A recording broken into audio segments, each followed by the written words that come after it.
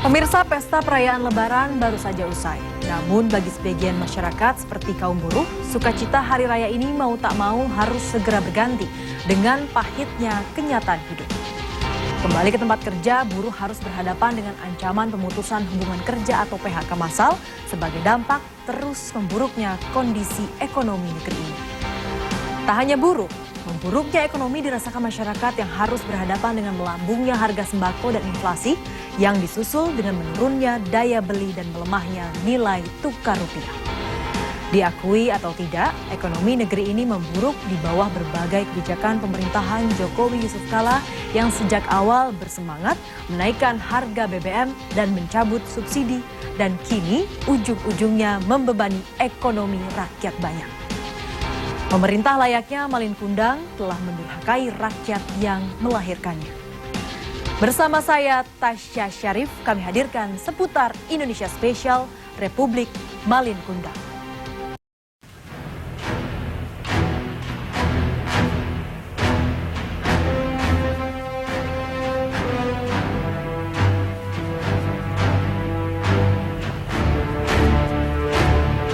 Sekarang ini kan kita penghasilan sudah pas-pasan, ya kan, bahan-bahan naik, jadi ya itu yang bikin susah kita, Bu. Ekonomi sekarang emang lebih susah dari yang dulu ya. Penghasilan kita nggak naik, sedangkan harga naik, pastinya kan pengeluaran lebih besar. Bakar itu kan harganya naik turun. Sementara kenaikan gaji belum ada. Wahai Presiden kami yang baru, kamu harus dengar suara ini. Yang kita lihat secara evaluasi memang ekonomi kita masih betul-betul terpuruk. Bahkan memang mulai dari saat itu kita turun drastis. Saya bilang malah menuju ke titik nadir. Saya kira memang ini adalah satu situasi yang sangat memprihatinkan.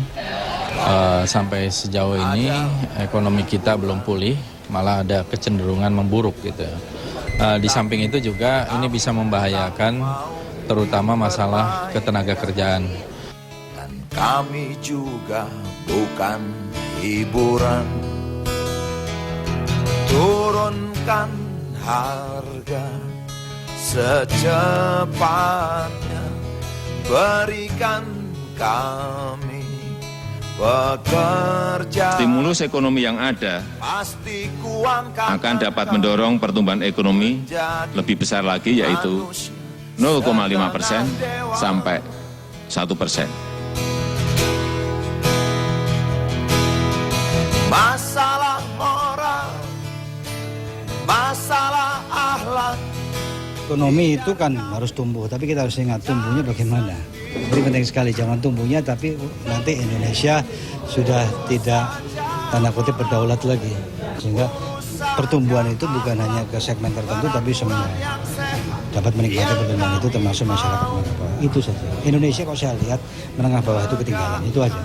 Hukum setegak-tegaknya, adil dan tegas, tak pandang bulu, pasti kuangkat engkau. Makanya sekarang pada hakikatnya saya sebut sebagai dia tidak lebih tidak kurang menunjukkan kebijakan neoliberal. Nah, indikatornya apa? Indikatornya 3. Pertama, Undang-Undang Nomor 3 tahun 2015 pasal 13 yang melepas energi ke mekanisme pasar. Berikutnya adalah PP 9 2015 yang melepas listrik ke mekanisme pasar. Berikutnya adalah soal gas yang juga melepas ke mekanisme pasar semuanya. Lalu mereka bilang, ya kan kami cabut subsidi dari energi untuk kami berikan subsidi langsung. Di sini salah. Subsidi barang itu pasal 33. Subsidi orang itu pasal 34. Masalah akhlak biar kami cari sendiri. Urus saja moralmu, urus saja akhlakmu, peraturan yang sehat yang kami mau. Kalau saya merasa bahwa yang diperlukan sekarang ini adalah kebijakan yang bagus. Itu yang tidak ada.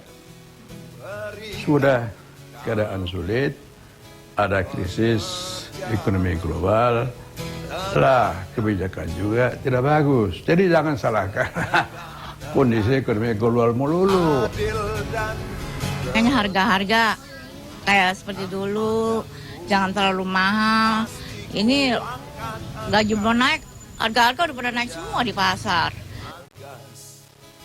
Tak pandang bulu, pasti ku angkat engkau. Coba kasihlah peluang-peluang usaha-usaha kecil. Mereka yang dipermudah untuk mendapatkan pinjaman biar kita punya UKM yang lebih bagus. Wahai Presiden kami yang baru, kamu harus dengar suara ini.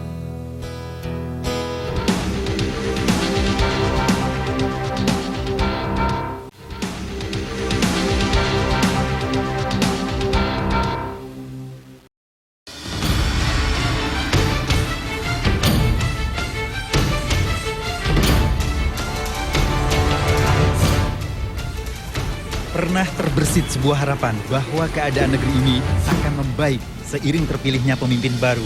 Pada masa itu rakyat larut dalam euforia kemenangan Koalisi Indonesia Hebat yang mengusung Jokowi Yusuf Kala sebagai calon presiden dan wakil presiden pada Juli 2014 lalu. Namun beda dulu, beda sekarang. Euforia itu berganti dengan situasi yang tidak mungkin dianggap mudah.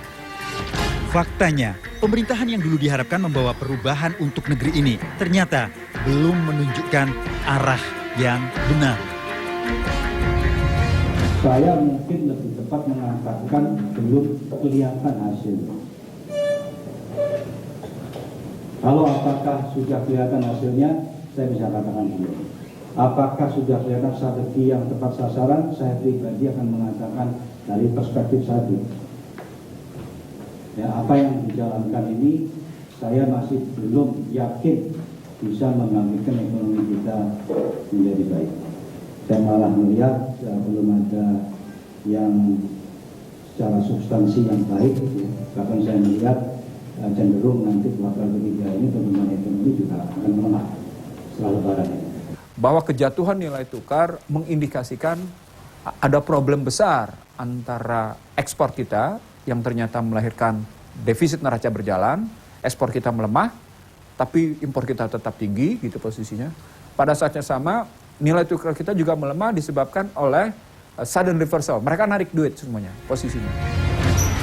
Salah satu kebijakan yang mendapat sorotan tajam adalah paket kebijakan pencabutan subsidi BBM. Kebijakan itu dinilai menimbulkan efek domino yang masif. Salah satunya memicu harga barang dan jasa yang melambung tidak terkendali. Efek domino itu kini semakin terasa. Pertumbuhan ekonomi awal tahun 2015 tercatat hanya 4,7%, turun dari angka 5,1% tahun lalu. Namun pemerintah seolah sudah punya kambing hitam. Ekonomi kita melemah, ya kan? Seperti juga ekonomi-ekonomi negara yang lain terjadi pelemahan. Oleh sebab itu mempercepat infrastruktur yang seperti ini juga akan membantu menciptakan daya beli di kalangan masyarakat. Kalau pelemahan kita dibandingkan dengan negara mana, misalnya Cina tadinya tumbuh double digit, sekarang tumbuh mungkin 6,5. Kita tadi tumbuh di atas 5%, sekarang semester kuartal pertama tumbuh 4,7, ya kan? Eropa juga mengalami penurunan. Jadi banyak faktor-faktor yang di luar kontrol kita. Oleh sebab itu yang dalam kontrol kita ini yang kita percepat, mempercepat infrastruktur seperti ini misalnya. Ini perpres kita cepat, itu bisa LRT mulai bergerak, ya langsung bikin. Itu akan menciptakan lapangan kerja cepat. Kalau misalnya high speed rail cepat, itu akan langsung menciptakan lapangan kerja, menciptakan demand yang banyak untuk infrastruktur.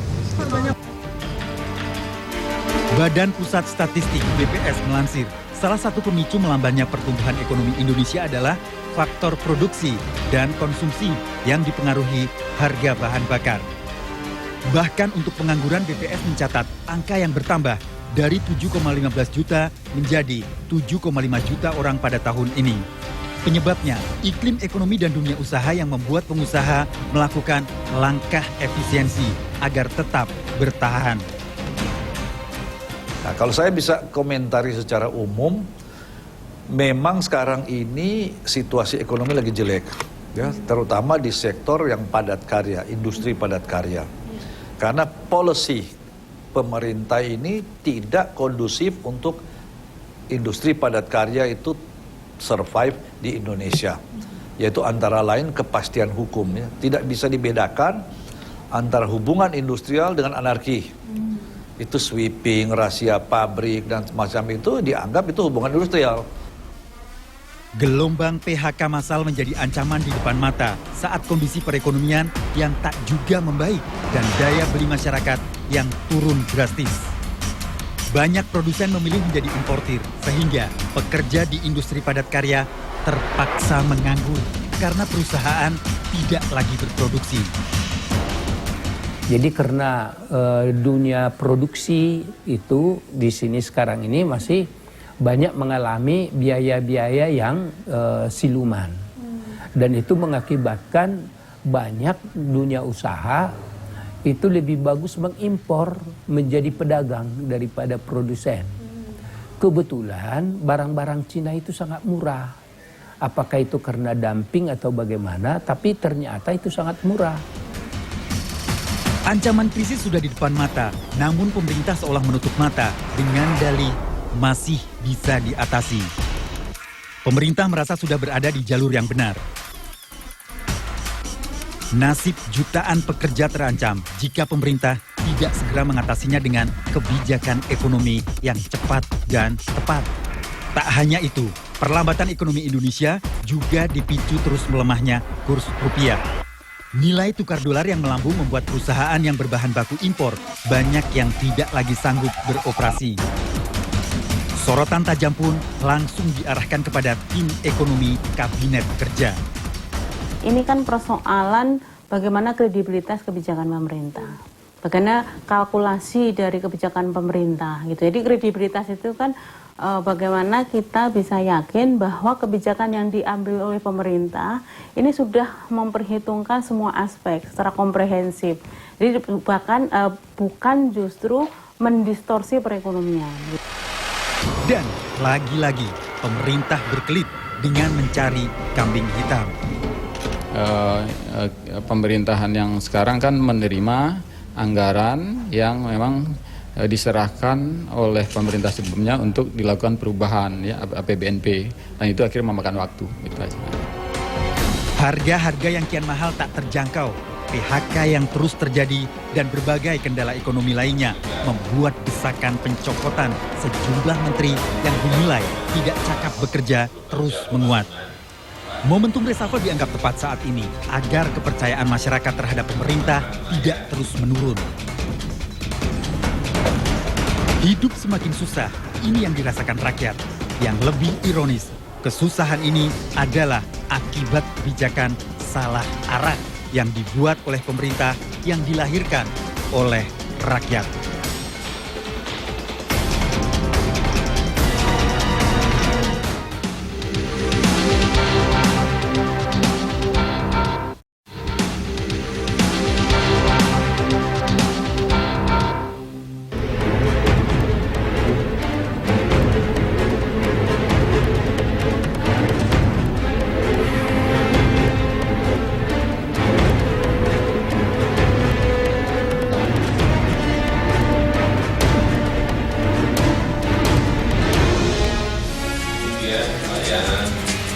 Usia pemerintahan Jokowi JK belum sampai 1 tahun. Namun berbagai kebijakan ekonomi seringkali memicu kekecewaan dan penolakan hingga masa turun ke jalan. Pencabutan subsidi BBM misalnya dengan alasan untuk mengurangi defisit anggaran dan mengalihkan subsidi BBM ke sektor produktif. Namun pencabutan ini justru berdampak pada kenaikan harga berbagai kebutuhan yang membebani rakyat. Kemampuan tim ekonomi pemerintahan Jokowi JK juga menjadi sorotan, apalagi nilai tukar uang rupiah terhadap dolar terus melemah. Sampai menjelang akhir bulan Juli, nilai rupiah terhadap dolar menyentuh Rp13.500. Selanjutnya ya tolonglah untuk oknum-oknum terkait atau pemerintah yang terkait itu bisa menangani lah tentang hal itu, Bu ya. Nah, sementara ini kan kita penghasilan sudah pas-pasan ya kan. bahan-bahan naik. Jadi ya itu yang bikin susah kita. Saya anaknya satu aja juga kayaknya sulitnya bukan main. Ya. Soal harga-harga banyak yang naik kan, ini naik. Emang gaji naik, mungkin bagi yang kerja. Kalau saya kan bagi yang nganggur di rumah gitu, cuman ya terlalu berat banget bagi saya. 98 kan memang terpuruk mental.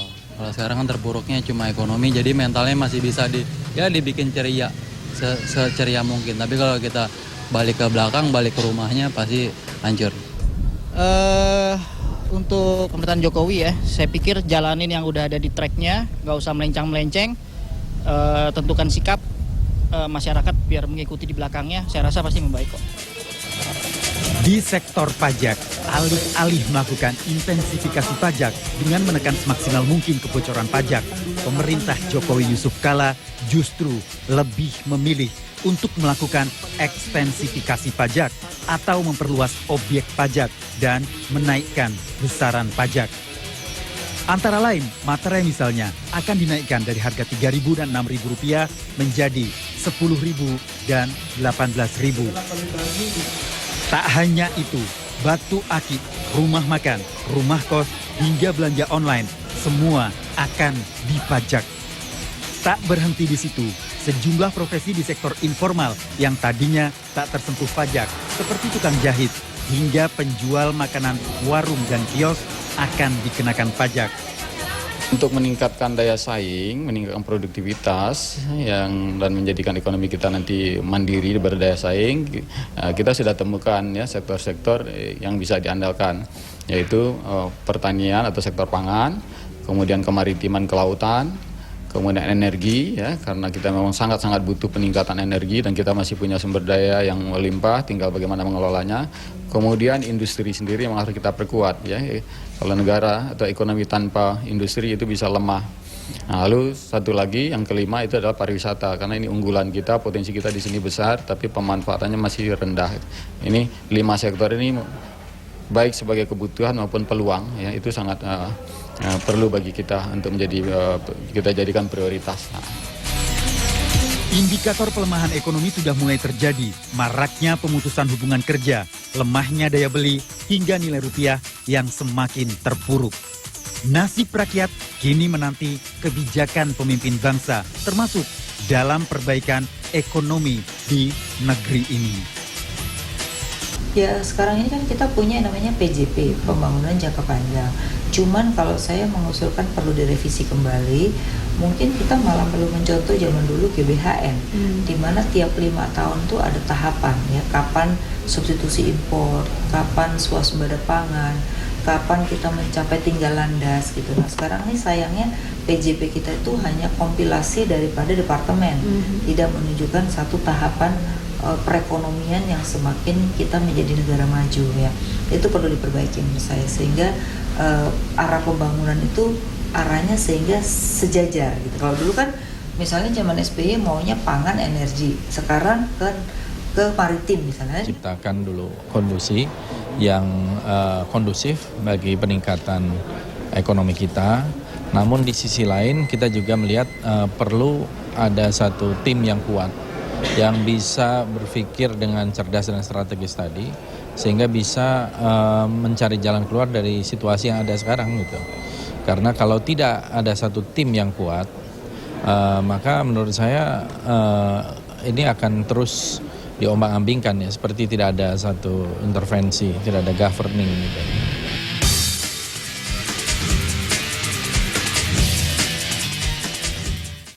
Pemirsa, pemerintah bagaimanapun dilahirkan oleh rakyat untuk bekerja demi kesejahteraan rakyat. Tentu saja rakyat secara keseluruhan, bukan segelintir rakyat atau orang yang mendapatkan keuntungan karena kedekatan dengan kekuasaan. Situasi ekonomi saat ini seharusnya membuat pemerintah berpikir untuk lebih serius memperbaiki kesejahteraan rakyat, bukan sebaliknya mendurhakai rakyat. Terima kasih telah menyaksikan Seputar Indonesia Spesial. Saya Tasya Syarif. Terima kasih dan sampai jumpa.